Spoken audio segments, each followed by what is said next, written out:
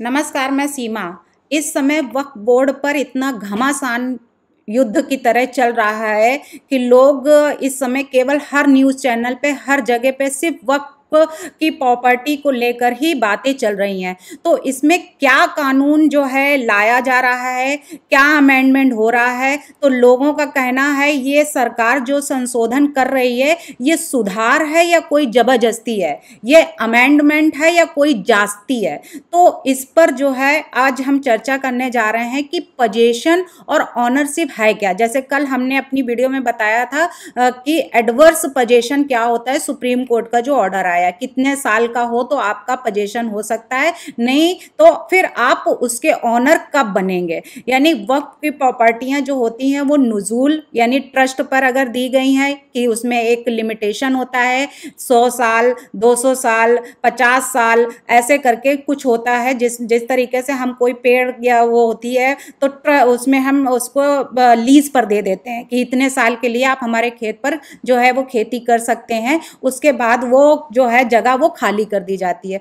तो क्या वही है? तो अब कानून जो सरकार लाने जा रही है तो क्या इसलिए लाने जा रही है क्योंकि मुस्लिम जो हैं वो जो गरीब हैं जिनको वक्फ में यानी ये गिफ्ट होता है जो दान किया जाता है, तो ये गिफ्ट जो है उन गरीबों के लिए जो दान किया जाता है क्या उनको नहीं मिल पा रहा है, क्या उनके तक नहीं पहुंच पा रहा है। इसमें बीच में जो बड़े बड़े मुस्लिम हैं, जो बड़े समुदाय के लोग हैं वही इसको जो है यूज कर रहे हैं, वही खा जा रहे हैं। तो छोटे वहां जो गरीबों को ये गिफ्ट दिया जा रहा है तो उनको नहीं, इसलिए ये कानून ला रहे हैं। तो कोई ना कोई तो मकसद है यहाँ पे मोदी जी का जो 3.2 जो मोदी जी ला रहे हैं सुधार, कि अब हमें ये कानून भी लाना पड़ेगा जिस तरीके से उन्होंने 370 लाए, CAA लाए, राम मंदिर लाए, तो अब इस पर भी कोई नया कानून लाने जा रहे हैं। 3 तलाक जो है उस पर तो कानून जो भी बने हैं सबको बाद में सब पसंद आया, तो वैसे ही ये भी कानून एक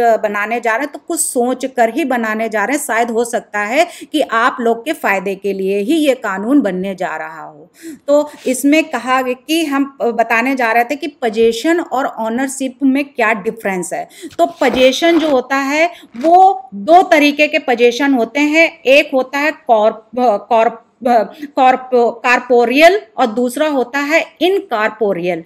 यानी 2 तरीके के पोजीशन होते हैं। कॉर्पोरियल जो होता है उसको हम मूर्त कहते हैं और इनकॉर्पोरियल को अमूर्त कहते हैं। तो मूर्त कब्जा जो होता है किसी वस्तु का कब्जा होता है, यानी थोड़े दिन के लिए हमने कोई चीज़ हमने दे दी और ये कहा कि ये चीज़ आप रख लीजिए, इसको यूज़ करें। जैसे टेंडर होता है या कोई ट्रेडमार्क लगा के हमने अपना दे दिया, हमने कहा ये हमारे नाम से आप चलाइए, तो इस तरीके के। लेकिन अमूर्त कब्जा जो होता है यानी इनकॉर्पोरियल, तो उस कब्जे में क्या होता है कि यहाँ पे राइट जो होता है, राइट का कब्जा होता है, यानी अधिकार होता है उसमें कि ये चीज़ मेरी ही है, उसको हम कहते हैं इनकॉर्पोरियल। तो इनकॉर्पोरियल जो है कब्जा वो अमूर्त कब्जा होता है। उसी तरीके से जो ऑनरशिप होती है यानी कि वो, तो ऑनरशिप में हमारा पूर्ण अधिकार होता है कि हम इसके अधिकारी हैं। तो वैसे ही एक कब्जा जो होते हैं तो possession in fact and possession in law, यानी 2 तरीके, एक फैक्टों पर आधारित होता है, दूसरा जो होता है वो लॉ पर आधारित होता है। तो जो पोजेशन इन फैक्ट है तो वो पोजेशन इन फैक्ट जो होता है तो उसमें हम कुछ शर्तें रख देते हैं, यानी कि कुछ तत्वों पे, जैसे एडॉक पे हमने कोई चीज़ दे दी या हमने किराए पे दे दिया या हमने ऐसे दे दिया, तो वो हम इस तरीके से उसमें एक व्यवहार के रूप में हमने दे दिया इस शर्तों पे कि भैया हमारा बंगला ये खाली है, हमारा ये घर खाली है, हमारी ये जगह खाली है, ये हमारा फॉर्म जो है खाली पड़ा, आप इसको यूज कर लीजिए।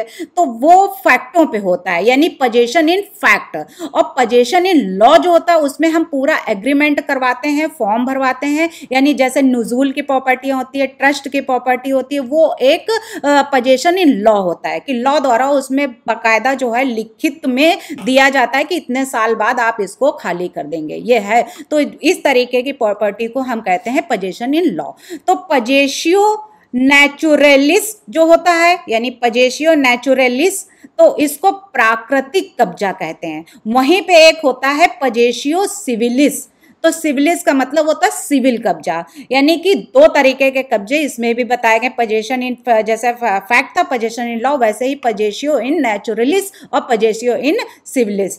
वैसे ही पोजेशन को टू पार्ट में उन्होंने डिवाइड किया है, और वो टू पार्ट कौन से हैं, एक है कार्पस और दूसरा है एनी कार्पस, तो एनिमस। तो एनिमस और कार्पस दोनों में क्या डिफरेंस है, तो पोजेशन जो है इसको भी टू पार्ट में जैसे डिवाइड किया उन्होंने, तो सन, मून, सैटर्न ये नहीं कर सकते हैं, यानी कि कार्पस में ये कहा गया है कि physical control of the object, यानी फिजिकली कंट्रोल होना चाहिए हमें कि हम जो है अगर ऐसा कुछ काम कर रहे हैं, यानी कि सन, मून, सैटर्न जो होता है ये नहीं कर सकते हैं। हम हैं कि हम फिजिकली अगर वहां पे हमारा कंट्रोल है और हमारा ऑब्जेक्ट है कि हम ये चीज जो है हम इसमें कोई कार्य कर सकते हैं, इस प्रॉपर्टी में हम घर बना सकते हैं, इसमें हम ऐसा कर सकते हैं, तो ये कार्पस होती है।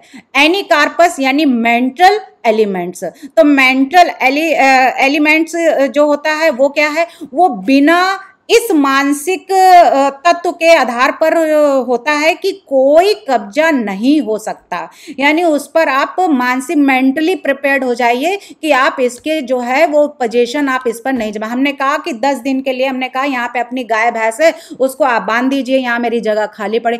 अब कल तुम कह दो कि हम तो 20 दिन से यहाँ जो है या 10 साल से हम यहाँ बांध रहे थे, अब ये जमीन हमारी हो गई, तो यहाँ पे ये जो है ये एनिमस है, यानी यहाँ पे मेंटल एलिमेंट्स के आधार पर यहाँ पे बिना किसी मानसिक के आप इसको अपनी जगह नहीं कर सकते, इसमें आपका कब्जा नहीं कहलाएगा। वहीं पे एक केस है इसी तरीके का, जैसे वक्फ की प्रॉपर्टियां इस समय जो चल रही हैं कि वक्फ पर लड़ाई झगड़ा हो रहा है कि यहाँ पे हमारा ही पोजीशन है, हमारा अधिकार है, हमको क्यों हटाया जा रहा। ये सरकार और आरएसएस की जो है, मुस्लिम लोग कह रहे हैं कि आरएसएस और बीजेपी की ये साजिश है, इसमें उनका हाथ है, वो हमें हटाना चाहती। तो उसी तरीके का एक केस है south Staffordshire water works company versus Sharman का केस है। तो इस केस में क्या हुआ था कि प्रतिवादी जो था, तो एक तालाब था, तालाब में वो सफाई करने जा रहा था, यानी कि वो सफाई कर्मी था, तालाब की सफाई किया। तालाब की सफाई करते समय उसको एक रिंग मिल गई, अंगूठी मिल गई। तो उस अंगूठी को जब उसने लिया और कहा कि ये अंगूठी तो हमें तालाब में मिली थी, मैं सफाई कर रहा था तालाब की, उसके अंदर हमें ये अंगूठी मिली थी, तो ये अंगूठी अब हमारी हो गई। तो वहीं पे जब केस गया तो कंपनी ने दावा ठोका कि ये जो है ये आपकी अंगूठी नहीं हो सकती, क्योंकि इस तालाब पर हमारा पोजीशन है, ये हमारी जगह है, तो ये अंगूठी भी हमारी होगी। तो वहां पे प्रतिवादी जो था, यानी जो सफाई कर्मी जो था, जो तालाब की सफाई कर रहा था, उसको इसमें कोई भी हक नहीं मिला, लेकिन जो कंपनी थी, कंपनी जो है उसके दावेदार थी और उसको वो जो है वहां पे उसको वो अंगूठी का जो है हक मिल गया और वो अंगूठी उसके कब्जे में चली गई, जिसका पोजीशन था उस तालाब में। तो ये वही है कि वक्फ की प्रॉपर्टी जो है, तो वक्फ की प्रॉपर्टी भी हम अगर है तो अगर उसकी प्रॉपर्टी वक्फ की है और वक्फ की प्रॉपर्टी अगर लीगल है, वाकई में उनके पास लिखित में है, रिटर्न में है कि उनको कितने साल के लिए ये गिफ्ट दिया गया था, कितने सालों के लिए इनका जो है यहाँ पे पोजीशन था, तो ठीक है। लेकिन जो है अगर नहीं था तो जिसका पोजीशन उस जगह पे होगा वही उसका मालिक होगा, मालिकाना हक जो है उसी को मिलेगा, जैसा अभी हमने ये केस बताया साउथ वाला। तो इसमें यह है कि वक्फ की प्रॉपर्टी अगर सरकारी है, सरकार के अंडर में अगर आ रही है, तो सरकार को, जैसे 8.5 लाख तक की कुछ बताई जा रही है कि प्रॉपर्टी इतने एकड़ जमीन जो है इस समय पे वक्फ में है, तो वो जो है वो प्रॉपर्टी जो अगर सरकार के अंडर में है, सरकार की है, तो सरकार को अगर जरूरत है तो सरकार उसको वापस ले सकती है। जैसे ये प्रतिवादी ने अंगूठी के लिए दावा किया, लेकिन कंपनी की जगह थी, कंपनी का तालाब था, कंपनी के जगह पे वो तालाब बना हुआ, तो उसका हकदार कंपनी को ही मिला, उस अंगूठी के हक जो है वो कंपनी वाले को ही दिया गया। तो ये हुआ। तो वैसे ही वक्फ की प्रॉपर्टी का भी हक अगर है तो वो उन्हीं को ही मिलेगा जिसकी प्रॉपर्टी है, यानी सरकार की होगी तो सरकार अपना वापस ले लेगी। अगर उन्होंने गिफ्ट किया था, वो गिफ्ट अपना दे दिया है और गिफ्ट जितना उनका अगर लग रहा है कि अब ये गिफ्ट हम नहीं देना चाहते हैं, तो वो अपने कब्जे में कर लेंगे। तो उसमें कोई लड़ाई झगड़ा करने की या इसमें बहस करने की कोई जरूरत नहीं है। वहीं पे ऑनरशिप की बात अगर की जाए तो ऑनरशिप जो होती है, एक तो है एक्सक्लूसिव ऑनरशिप, दूसरे एब्सोल्यूट राइट होना चाहिए आपका, एक है अल्टीमेट, यानी कि अल्टीमेट जो है राइट अगर है आपका, अधिकार उसमें बनता है तो आप उसके स्वामी कहलाएंगे, यानी आप उसके ऑनर कहलाएंगे। तो अगर ऑनरशिप आपकी बन रही है, आप उसके स्वामी तो हैं, तो आपको प्रॉपर्टी से कोई बेदखल नहीं कर सकता है।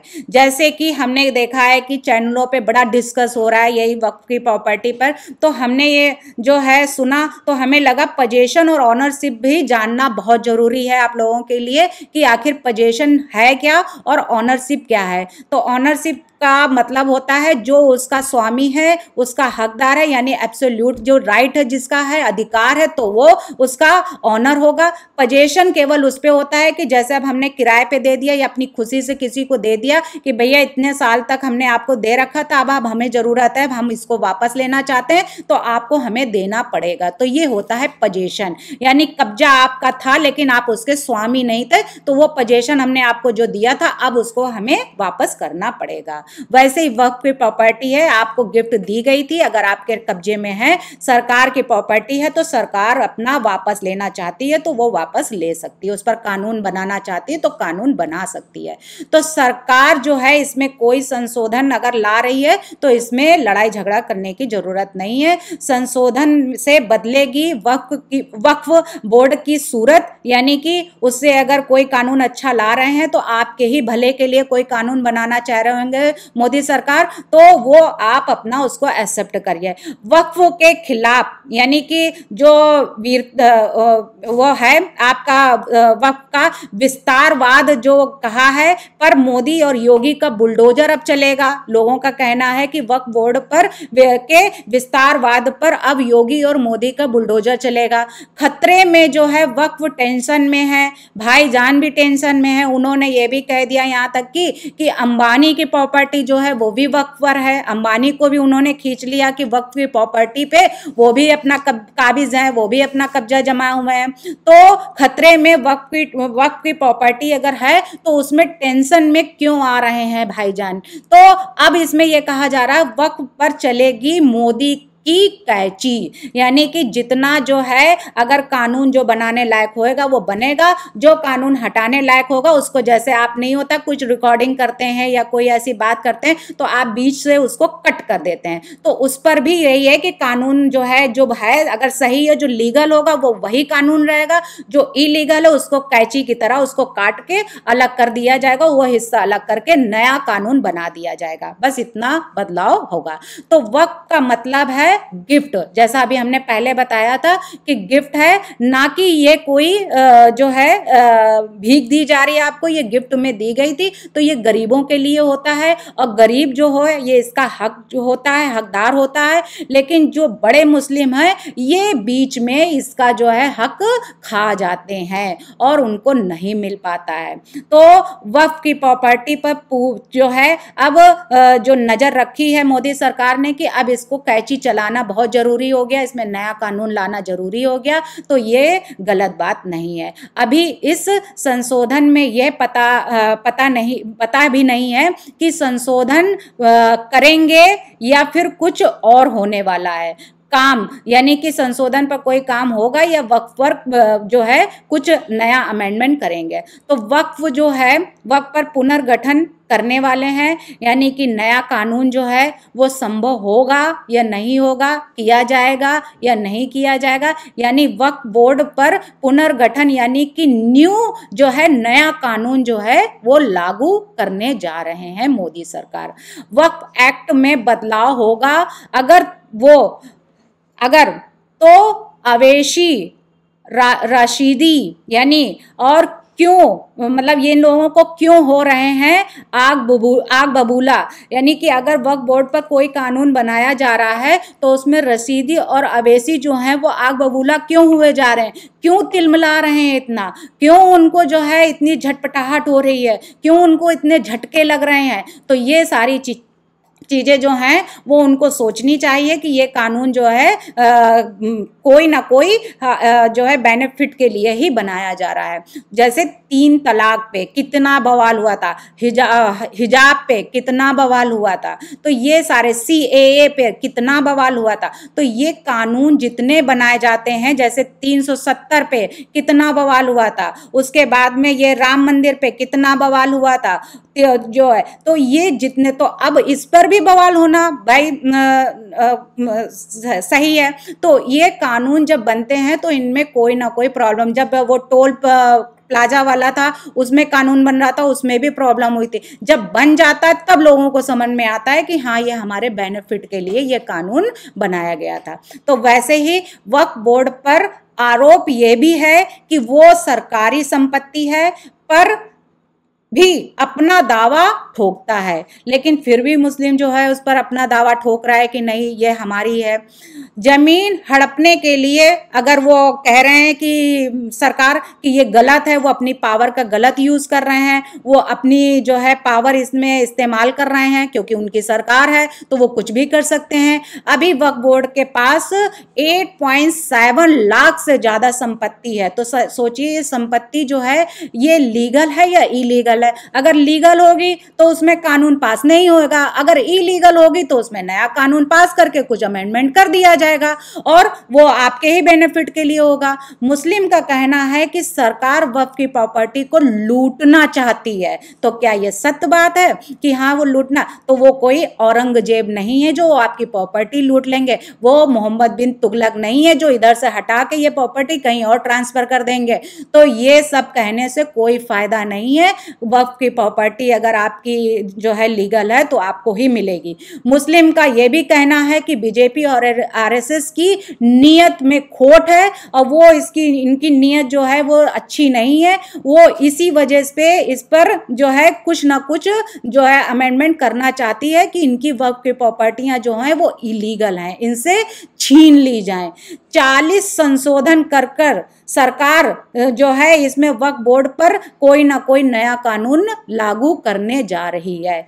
मोदी का 3.2 जो है वो सरकार ने बनाया है प्लान, अगर तो वक्फ की बदलेगी तस्वीर, इसमें कोई जो है टेंशन लेने की जरूरत नहीं है। 5 अगस्त के पहले राम मंदिर फिर 370, फिर CAA, फिर आपकी जो है आपकी बार जो है वक्फ बोर्ड, फिर राम मंदिर का जो निर्माण हुआ था वो CAA, वो 3 तलाक, वो और जो अभी हमने आगे बताया था। तो ये सारे कानून जो हैं वो लेके आ रही है मोदी सरकार। जमीन को किसने हड़प लिया है, इनको इससे किसको फायदा होने जा रहा है, मुस्लिमों का ये भी कहना है। तो ये सारी बातें जो हैं ये फालतू की बातें हैं, इसमें कोई नहीं है। आप सिर्फ ये सोचिए कि मोदी का 3.0 जो है वो सरकार अगर ये प्लान लेके आई है तो इसमें वक्फ बोर्ड की ही तस्वीर बदलेगी, आप लोग को ही कोई अच्छा बेनिफिट होने वाला है। आप ये मत सोचिए कि 5 अगस्त के पहले अगर राम मंदिर पर, 370 पर, CAA पर, हिजाब पर या फिर उस पर 3 तलाक पर अगर उन्होंने कोई कानून बनाया था तो कुछ सोच समझकर ही बनाया होगा। तो अब की बार वक्फ बोर्ड, तो वक्फ बोर्ड पर भी कोई अच्छा कानून ही बनने जा रहा है। आप लोग देखिए, अगर कोई कानून अगर अच्छा ना बने तो आप मोदी सरकार को कहिएगा कि मोदी सरकार ने ये नया कानून लाके गलती कर दी है। धन्यवाद।